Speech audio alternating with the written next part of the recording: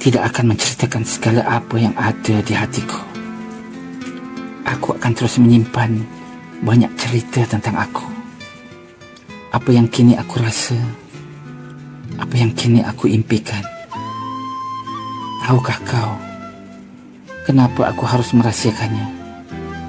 Sebab jika aku menyatakannya, akan ada banyak hati yang terluka. Justru itu, biarlah aku sendiri yang menanggungnya. Aku lebih ingin menjaga hati mereka daripada hatiku sendiri.